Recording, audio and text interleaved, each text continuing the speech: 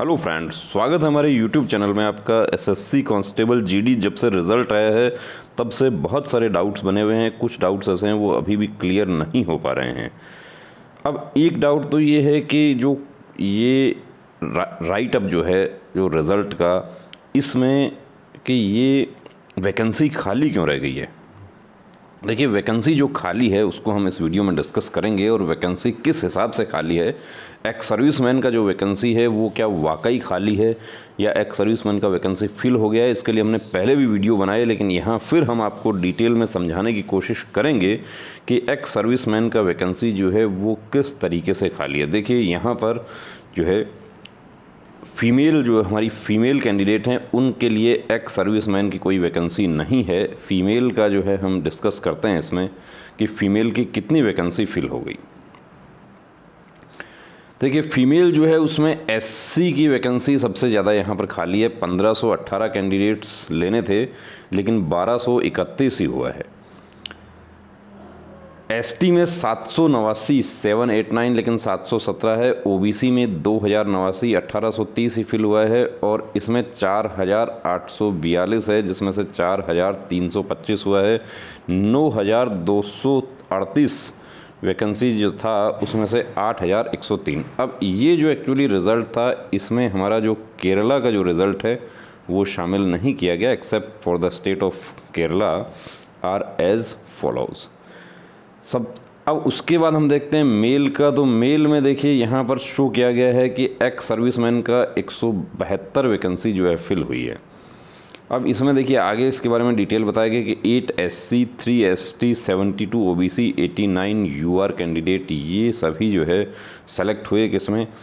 Ex serviceman जो हैं वो अभी सेलेक्ट हुए हैं। तो एक्स सर्विसमैन का था कितना? 5981 था। ये वैकेंसी जो है वो संबंधित कैटेगरी में ऑलरेडी शिफ्ट की जा चुकी है। इसके बारे में पहले भी हमने क्लियर करने की कोशिश की, अभी फिर कर देते हैं कि एक्स सर्विसमैन का वैकेंसी यहाँ पर खाली नहीं है। खाली कौन सी वैकेंसी है देखिए उसको हम डिस्कस करते हैं। सबसे पहले यदि हम फीमेल कैंडिडेट्स की बात करते हैं तो फीमेल कैंडिडेट जो है उसमें हम यदि एसएसएफ की बात करते हैं तो देखिए एसएसएफ में फ़ीमेल की कोई एक भी वैकेंसी खाली नहीं रही है। फीमेल में एससी में 10 फील्ड हो गया, एसटी 7 के साथ फिल हो गई, 18 ओबीसी 18 के 18, 40 के 40 फिल हो गई। और ये date of birth, part A part B marks, ये जो है टाई अप केसेज जो है उसके लिए पार्ट ए पार्ट बी और उसके बाद में डेट ऑफ बर्थ। अब हम बात करते हैं, देखिए अंडमान निकोबार्स की बात करें तो अंडमान निकोबार में 2 ही वैकेंसी था फीमेल का, जिसमें जर्नल कैटेगरी में ए बीएसएफ में एक वैकेंसी थी जो खाली रह गई है, और यूआर का ही दूसरा ये खाली रह गया है। तो यहाँ पर आप देख सकते हैं कि ये 2 वैकेंसी अंडमान निकोबार की फिल नहीं हुई। जर्नल कैटेगरी की दोनों वैकेंसी है, ये खाली है अभी। उसके बाद में हम आंध्र प्रदेश की यदि बात करते हैं तो आंध्र प्रदेश देखिए सबसे ऊपर जो है बीएसएफ हमारा फोर्स है। ए जो सीरीज है वो ए कोड बीएसएफ का है। तो ए में हम देखते हैं कि आंध्र प्रदेश में नक्सल और जनरल डिस्ट्रिक्ट दोनों है। अब आंध्र प्रदेश जनरल डिस्ट्रिक्ट की देखिए यदि बात करते हैं तो जनरल डिस्ट्रिक्ट में एससी की 11 वैकेंसी थी लेकिन 7 ही फिल हुई है। एसटी की 4 की 4 फिल हो गई है, ओबीसी की 16 की 16 फिल हो गई है, यूआर की 30 की 30 फिल हो गई है। अब हम बात करते हैं कि बीएसएफ में ही नक्सल डिस्ट्रिक्ट आंध्र प्रदेश, तो नक्सल में 13 वैकेंसी है एससी की जो कि बिल्कुल 0 फिल हुआ है, एसटी 3 की 3 फिल हो गई, ओबीसी और यूआर भी फिल हो गई है। सीआईएसएफ बी कोड जो है वो सीआईएसएफ का है, एससी की 3 की 3 वैकेंसी फिल हो गई है, एसटी 2, ओबीसी 5 और यूआर 10। तो ये वैकेंसी यहाँ पर फिल हो गई है। इसको यदि आगे आप इसी तरीके से देखते हो तो यहाँ पर फिर देखिए नक्सल सीआरपीएफ में नक्सल में 46 वैकेंसी जो है वो फीमेल की खाली रह गई आंध्र प्रदेश में। अब आंध्र प्रदेश की वैकेंसी जो है वो खाली रह गई है नक्सल। अब देखिए नक्सल की वैकेंसी जो खाली रह गई है उसका 2011 की जो एसएससी थी उसके बाद में एक बहुत बड़ा विवाद हुआ था कि 2011 में जितनी भी खाली वैकेंसी थी उन खाली वैकेंसी का 2011 वाली भर्ती में वो खाली वैकेंसी जो थी वो स्टेट वाइज बांट करके एक उसके बाद भी जो खाली बच गई उसमें ऑल इंडिया एक मेरिट बना दी गई थी। लेकिन वो ऑल इंडिया जो मेरिट बनाया उसमें नक्सल, नॉर्थ ईस्ट और JNK की वैकेंसी जो थी वो सबको नहीं दी गई, पूरे ऑल इंडिया को नहीं दी गई वो। जबकि उसी साल जो असम राइफल और ITBP की जो भर्ती हुई थी उसमें क्या किया था कि जो खाली वैकेंसी रह गई उसकी एक ऑल इंडिया रिजर्व लिस्ट बना दी गई और 33 नंबर पे जो कैंडिडेट जो थे वो भर्ती हो गए। उसके बावजूद भी वहाँ पर वैकेंसी पूरी फिल नहीं हुई थी और उसी को चैलेंज किया गया था। वो चैलेंज जो किए थे वो अब तक भी वो पेंडिंग मैटर जो है वो चल रहे हैं। अब इसी तरीके से देखिए, यदि हम देखते हैं कि दूसरे स्टेट में हम चलते हैं, अरुणाचल प्रदेश की यदि हम बात करते हैं तो अरुणाचल प्रदेश में जो फीमेल की यदि वैकेंसी की बात करते हैं, देखिए BSF में ST फिल हो गया है, UR भी फिल हो गया है, ST जनरल डिस्ट्रिक्ट ये जो है CISF, ST का एक है, UR का दो है, दोनों फिल हो गया। CRPF का जो है OBC की एक वैकेंसी है वो खाली रह गई है, तो अरुणाचल की एक वैकेंसी खाली रह गई है। अब अरुणाचल जो है वो नॉर्थ ईस्ट स्टेट है, तो नॉर्थ ईस्ट स्टेट का गृह मंत्रालय ने 2012 की SSC के बाद में ये नियम कर दिया कि जो खाली वैकेंसी रह जाती है वो दूसरे राज्यों को नहीं दी जाएगी।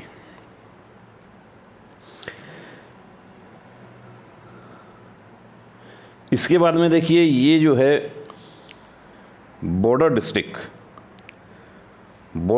जो है ITBP का, वो उसमें भी UR की 13 वैकेंसी है, लेकिन यहाँ पर सिर्फ 2 ही फिल हुई है, तो ये खाली है।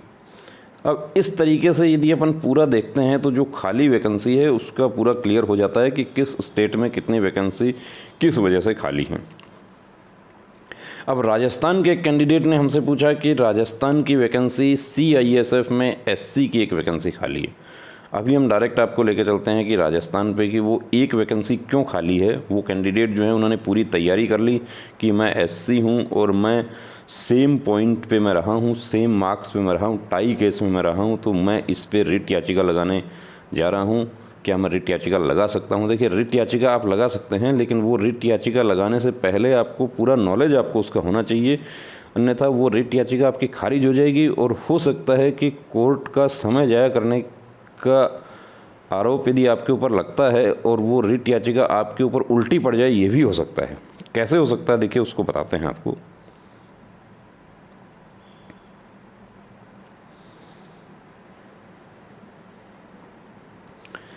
कि मेल कैंडिडेट राजस्थान का जो है उसकी बात करते हैं हम कि वो शो कहाँ खाली किस वजह से हो रही है वो भी आपको बता देंगे। वो वैकेंसी एक्चुअली खाली नहीं है, वो वैकेंसी फिल हो चुकी है, लेकिन वो खाली क्यों शो हो रही है उसकी आपको पूरा डिटेल में यहाँ बताने की कोशिश करेंगे कि ये कन्फ्यूजन क्यों क्रिएट हुआ है। ये कन्फ्यूजन सिर्फ और सिर्फ इसलिए क्रिएट हुआ है कि जो एक्स सर्विसमैन का जो ब्लैंक छोड़ा जा रहा है उस वजह से वो खाली शो हो रहा है और वहाँ पर कन्फ्यूजन क्रिएट हो रहा है। देखिए, ये राजस्थान का है। राजस्थान में हम बात करें कि BSF, अब BSF में राजस्थान की बॉर्डर और जनरल डिस्ट्रिक्ट दोनों की वैकेंसी है।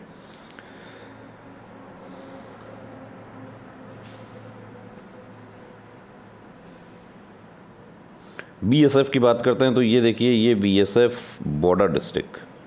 अब BSF बॉर्डर डिस्ट्रिक्ट जो है उसमें SC की 42 वैकेंसी पूरी फिल हो गई है, 74.70764 पे कट ऑफ रहा है और last select candidate date of birth के हिसाब से जो है वो 15/3/1995 है।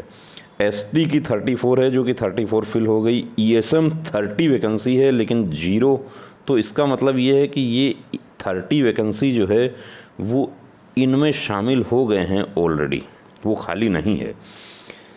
अब हम बात करते हैं, देखिए BSF का ही जर्नल डिस्ट्रिक्ट एरिया का, तो BSF जर्नल डिस्ट्रिक्ट एरिया जो है वहाँ पर एक कैंडिडेट जो है वो ESM के सेलेक्ट हुए हैं यहाँ पे, तो एक कैंडिडेट ESM के सेलेक्ट हुए हैं। तो आप देखना कि जर्नल डिस्ट्रिक्ट एरिया जो है उसमें BSF में SC, ST ओबीसी या यूआर जो है उसमें कोई एक वैकेंसी कम फिल हुई हुई मिलेगी आपको। वो कहाँ मिलेगी? देखो आप, हम यदि एससी को काउंट करते हैं 83 का 83 फिल हो गया, एसटी 64 का 64 फिल हो गया, यूआर 246 का 246 फिल हो गया, लेकिन ओबीसी का 98 की जगह 97 ही फिल हुआ।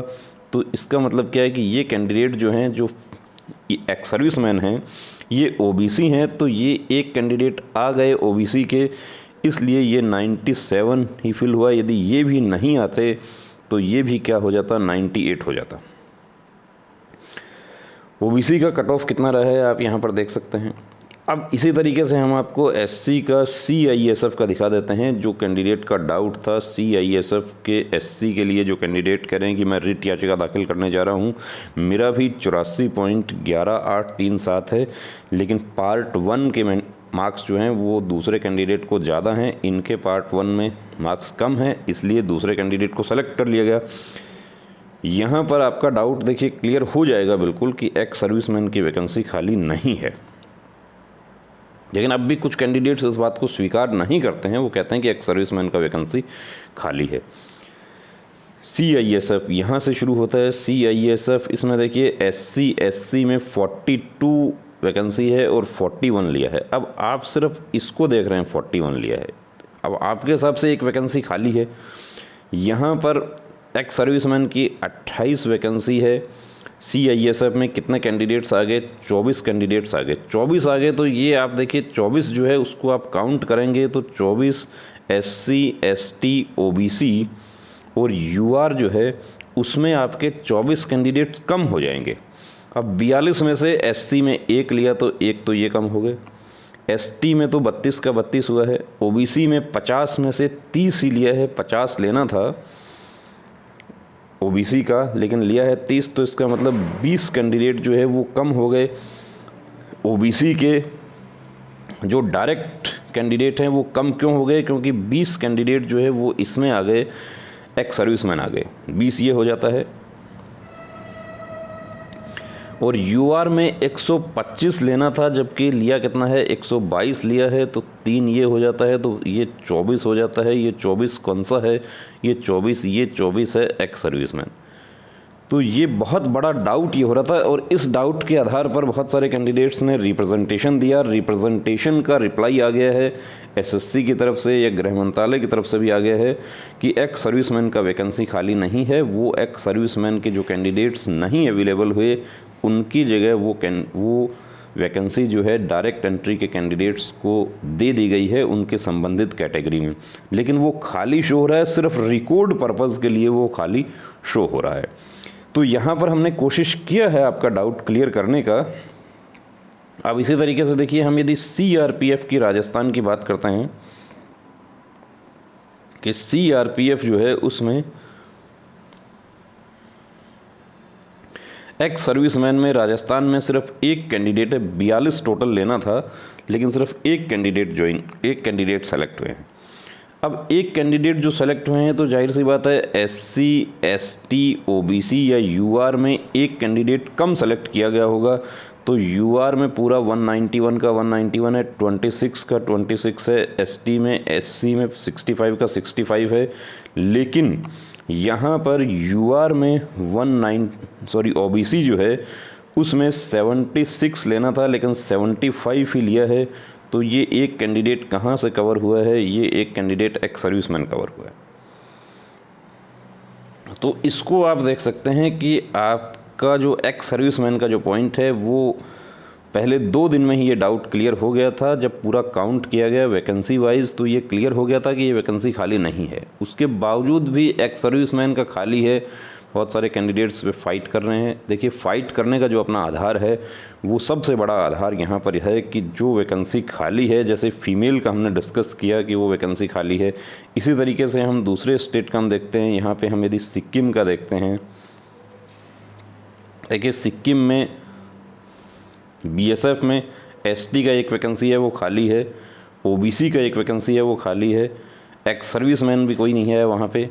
सिक्किम में एक भी फिल नहीं हुआ है वैकेंसी, सिक्किम का वैकेंसी जो है वो पूरा खाली है। सिक्किम में सिर्फ एक कैंडिडेट सेलेक्ट हुए हैं तो अब ये जो सिक्किम जो है वो देखिए, सिक्किम तो ना तो नॉर्थ ईस्टर्न स्टेट में आता है ना मिलिटेंसी इफेक्टेड स्टेट में आता है। तो सिक्किम की वैकेंसी जो बची हुई है वो भी यदि दूसरे कैंडिडेट को दी जाती है तो ऐसे और भी तो हमारे स्टेट हैं जिनकी बची हुई वैकेंसी है, उसका एक ऑल इंडिया रिजर्व लिस्ट बनाया जाए, ये हमारा सबसे बड़ा पॉइंट है।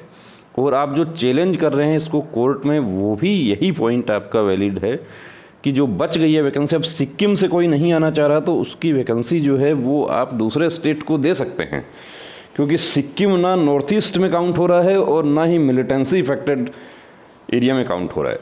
तो ये हमारा पॉइंट हो सकता है। हम यदि तमिलनाडु की बात करते हैं तो तमिलनाडु को आप देख सकते हैं। देखिए तमिलनाडु में वैकेंसी जो है वो बीएसएफ में फिल है, सीआरपी जो है उस सीआईएसएफ में फिल है, सीआरपीएफ में फिल है। तमिलनाडु को देखते हैं, कहीं वैकेंसी तमिलनाडु में कोई जो है यूआर का या एससी एसटी ओबीसी का कहीं नहीं बच रहा है। लेकिन तेलंगाना की यदि हम मेल कैंडिडेट की वैकेंसी देखते हैं तो तेलंगाना में देखिए जनरल डिस्ट्रिक्ट में एससी जो है उसमें 40 कैंडिडेट्स लेना था बीएसएफ में, लेकिन 22 ही फिल हुआ है। एसटी में 17 लेना था, 17 पूरा फिल हो गया। ओबीसी में 67 लेना था, 29 ही हुआ है। अब ये जनरल डिस्ट्रिक्ट में है, नक्सल में तो और भी खाली है। नक्सल डिस्ट्रिक्ट की यदि हम बात करते हैं तो नक्सल में यहाँ पर देखिए बीएसएफ की यदि बात करें तो एससी में 33 लेना था, लेकिन सिर्फ 3 ही कैंडिडेट सेलेक्ट हुए हैं। एसटी में 6 के 6 सेलेक्ट हो गए, ओबीसी 27 में से 23 सेलेक्ट हुआ है, और यूआर में तो 100 में से 39 ही सेलेक्ट हुआ है। नक्सल में तो बहुत ज़्यादा वैकेंसी वहाँ पर खाली है।